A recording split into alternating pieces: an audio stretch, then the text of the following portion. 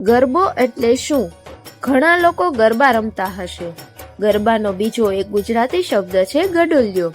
તો ચાલો મિત્રો ગરબા વિશે જાણીએ.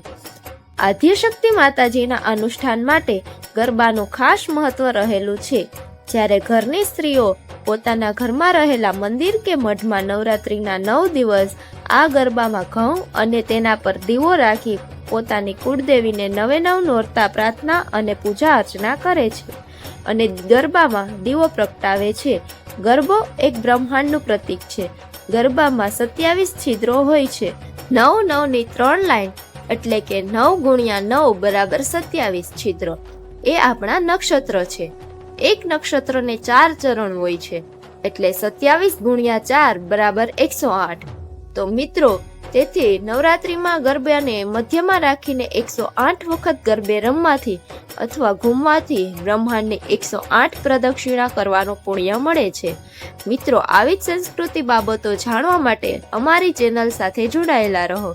જય માતાજી.